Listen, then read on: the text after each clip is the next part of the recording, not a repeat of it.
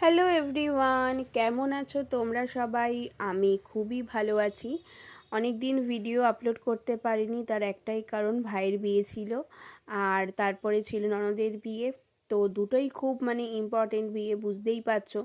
আর এই দুটো নিয়ে আমি প্রচণ্ড ব্যস্ত ছিলাম, কারণ যেহেতু বাড়ির বিয়ে আর সেখানে অনেক দায়িত্ব পালন করতে হয়, অনেক কাজ।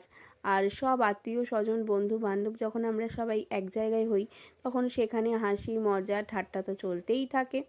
আর সেই করেই আমার সময় কেটে গেছে, আর যার জন্য আমি কোনো কিছু ভিডিও আপলোড করতে পারিনি। তো যাই হোক, তোমাদের সাথে অনেক কিছু শেয়ার করার আছে, সেগুলো আমি আস্তে আস্তে শেয়ার করব, কারণ এখনও আমি সব ভিডিও এডিট করে উঠতে পারিনি। কারণ বাড়ি থেকে ফিরেই অনেক কিছু কাজ ছিল। তোমরা হয়তো জানো যে একটা অনুষ্ঠান গেলে তারপরে কত কাজ থাকতে পারে।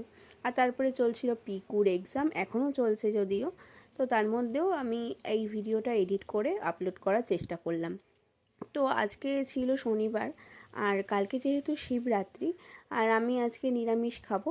আর পিকু আর ওর পাপা তো খাবে না, তো যার জন্য চুনো মাছের তরকারি করেছিলাম, মানে ওই চচ্চড়ির মতন। আর ওই বড় চিংড়িগুলো দেখলে ওগুলো দিয়ে আলু দিয়ে একটু ঝোল করেছিলাম। অন্য দিন আমি মটর ডাল বেটেই আমি ধোকা করি, কিন্তু আজকে সেই সময়টা ছিল না।